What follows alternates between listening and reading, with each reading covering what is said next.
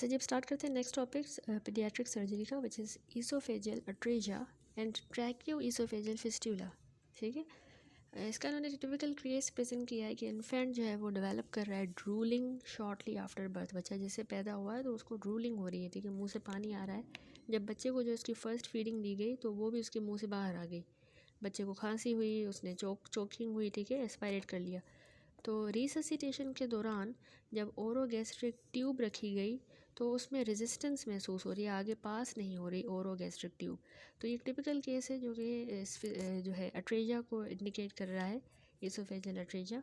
तो एक्चुअली होता ये है कि यहाँ पे ना जो ईसोफेजियल ल्यूमेन है, यहाँ पे देखें, अगर फिगर आप देखें तो थोड़ा सा एक्सप्लेन कर दूँ। ये डिफरेंट टाइप्स है।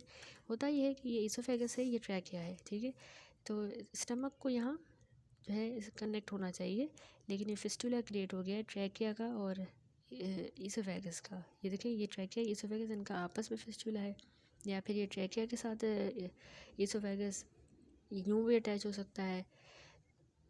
ईसोफेगस और ट्रैकिया अपर पार्ट आपस में अटैच और लोअर दोनों भी हो सकता है, ठीक है। ये मैं आगे एक्सप्लेन करती हूँ। एक्चुअली ईसोफेजियल अट्रेजा में जो ईसोफेगस का देखिए जो लूमेन है, याद रखें इसकी डिसकंटिन्यूटी हो जाती है विथ या विदाउट कम्युनिकेशन विथ ट्रैकिया। यानी ये इसका लूमेन देखें ना, नीचे नहीं आ रहा, ये पूरा नीचे होता फिर यूँ स्टमक होता। ये ईसोफेगस का लूमेन डिसकंटिन्यू हो गया है। साथ में ट्रैकिया के साथ कम्युनिकेशन हो भी सकता है, यूँ नहीं भी हो सकता। तो ये कैरेक्टराइज हुआ है कि इसमें ब्लाइंड ईसोफेजियल पाउच होगा और फिस्टुलस कनेक्शन होगा between the proximal and distal oesophagus, या बोथ।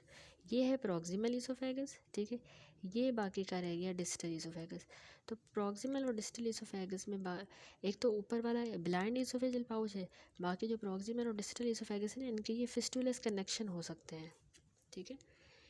तो 85% ऑफ केसेस में याद रखें जो अफेक्टेड इन्फेंट हैं उनमें फिस्टूला जो है वो डिस्टल ईसोफेगस और एयरवे के दरमियान है। ये है ना डिस्टल ईसोफेगस और एयरवे, इनके दरमियान होता है ज़्यादातर।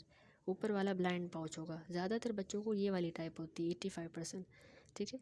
इन बच्चों को ना पॉलीहाइड्रोमिनोस की भी हिस्ट्री हो सकती है, क्योंकि इसमें जो है there is high level of GIT obstruction. ऊपर है ना हाई लेवल ये ऑब्स्ट्रक्शन है, तो बच्चों को हमारा एमनियोटिक फ्लूइड जो है न्यूबॉर्न जो मदर के वूम में क्या हो रहा होता है, बच्चा पी रहा होता है एमनियोटिक फ्लूइड, फिर यूरिन करता है, GIT से जाएगा, स्वालो करेगा, उसमें से यूरिन बनेगा, फिर वही यूरिन वो दोबारा पी रहा है, ऐसे होता है ना। तो अगर जो है जाएगा नहीं ईसोफेगस से बच्चा जो है, क्योंकि ईसोफेगस का अट्रेजा हुआ है, तो जो है वो पॉलीहाइड्रोपिनोस हो जाएगा, एमनियोटिक फ्लूइड जो है ज़्यादा हो जाएगा, ठीक है। तो GI ऑब्स्ट्रक्शन की वजह से इनको पॉलीहाइड्रोमिनोस हो सकता है, ठीक है। इसके अलावा एक एसोसिएशन है, ये हम काफ़ी जो है ईयर से पढ़ते आए हैं, वेक्टेरल निमोनिक है इसका। वर्टिब्रल इन बच्चों को जो है ना ये एसोसिएशन है, सिंड्रोम साथ में हो सकते हैं। वर्टिब्रल, एनोरेक्टल, कार्डियक, ट्रेकियोइसोफेजियल, रीनल और लिम्ब एनोमलीज हो सकती हैं, ठीक है। अब टाइप्स आपको पता होनी चाहिए इसकी, ईसोफेजियल अट्रेजिया की। और एक्चुअली 5 टाइप्स हैं। ईसोफेजियल अट्रेजिया होगा जिसमें कोई भी ट्रैकिया के साथ कम्युनिकेशन ना हो, ठीक है। दूसरा है esophageal atresia with the fistula from the upper pouch, ये अपर पाउच है ना उसके साथ फिस्टूला बने। तीसरी टाइप है अपर जो है ब्लाइंड ईसोफेजियल पाउच होगा और लोअर पाउच देखें जो है वो कम्युनिकेट कर रहा है ट्रैकिया के साथ। चौथी टाइप होती है कि दोनों पाउचेस जो ईसोफेगस के हैं वो कम्युनिकेट ही ना करें ट्रैकिया के साथ। और पांचवी टाइप होती है कि कोई ईसोफेजियल अट्रेजा ना हो बल्कि दोनों में ही फिस्टुलस कम्युनिकेशन हो। देखिए H बना हुआ है, H टाइप फिस्टुला ऊपर वाले का भी है, नीचे वाले का। अट्रेजा किसी का भी नहीं है, ये ब्लाइंड एंड नहीं है, ठीक हो गया। तो ये 5 टाइप हैं। पहली में कोई भी जो है वो ईसोफेजियल अट्रेजा ऐसा जिसमें कोई भी ट्रैकियल कम्युनिकेशन ना हो, जिस तरह ये है, ठीक है। यहाँ पर जो है ये टाइप्स 2, 3, 4, 5 दिखाई हैं, लेकिन फर्स्ट टाइप इसने नहीं दिखाई। उसमें होगा ये कि ईसोफेगस का यूँ अट्रेजा तो होगा लेकिन ट्रेकिया के साथ कोई भी कम्युनिकेशन नहीं होगा, ठीक है। दूसरी ये टाइप है जिसमें मैंने आपको बताया कि ईसोफेगस का अट्रेजा तो है लेकिन जो अपर पोर्शन है उसमें से फिस्टुला बनेगा। थर्ड टाइप होती है जिसमें अपर ब्लाइंड ईसोफेजियल पाउच होगा, लोअर जो होगा ना लोअर का कम्युनिकेशन होगा ट्रेकिया के साथ। चौथी टाइप में दोनों पाउचेस जो है कम्युनिकेट ही ना करें ट्रेकिया के साथ। और पांचवी टाइप में दोनों कम्युनिकेट करें ट्रेकिया के साथ, फिस्टुलस कम्युनिकेशन जिसकी वजह से H टाइप फिस्टुला बन जाए, ठीक है। तो ये 5 टाइप्स याद रखिएगा। क्लिनिकल फाइंडिंग्स अब हमें क्या मिलती हैं इनमें बच्चों में? ऑब्वियसली बच्चे का जो है अट्रेजा है, तो इन्फेंट जो है एक तो फर्स्ट आवर ऑफ लाइफ जैसे बच्चा पैदा हुआ पहले ही घंटे में जो है प्रेजेंट करेगा, उसको कॉपियस सिक्रीशंस आ रही हैं, बबली, इसको कहते हैं बबली बेबी सिंड्रोम, क्योंकि उसके मुंह से बहुत ज़्यादा पानी आ रहा है, झाग आ रहा है, ठीक है, बबली बेबी सिंड्रोम इसलिए कह रहे हैं। फिर उसको उसी को एस्पायरेट भी कर रहा है, चोकिंग होगी, साइनोसिस, रेस्पायरेटरी डिस्ट्रेस में जाएगा। जब हम चेस्ट एक्सरे करेंगे बच्चे का और उसमें नेज़ोगैस्ट्रिक ट्यूब रखेंगे carefully, to the point at which the resistance is met, the tube will be seen in the blind pouch। जहाँ पे रेजिस्टेंस आएगी तो हम देखेंगे आगे ट्यूब पास ही नहीं हो रही और वो एक ब्लाइंड पाउच होगा ईसोफेगस का। अगर बच्चे को ट्रैकियो ईसोफेजल फिस्टूला है, ये फिस्टूला बना हुआ है, ब्लाइंड पाउच नहीं है, फिस्टूला है, तो is present to the distal esophagus, तो gas will be present in the intestine. यानी अगर ये फिस्टूला जो है वो डिस्टल ईसोफेगस में बना है तो फिर जो है हमें इंटेस्टाइन में गैस मिलेगी, क्योंकि देखिए ना ये डिस्टल ईसोफेगस जो है इसमें बना है, ये प्रोक्सिमल ईसोफेगस है, ये डिस्टल है।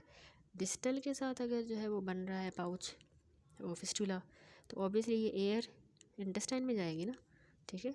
तो जबकि अगर there will be no gas in the intestine अगर ईसोफेजल अट्रेजा हो without tracheoesophageal fistula, just like this, ये अट्रेजा है, कोई फिस्टूला नहीं है, तो ऑब्वियसली उसमें हमें इंटेस्टाइन में गैस नहीं मिलेगी। तो इंटेस्टाइन की गैस की बेसिस पे भी हम देखते हैं, दूसरा एनजी पास करके मेनली उसी के ज़रिए।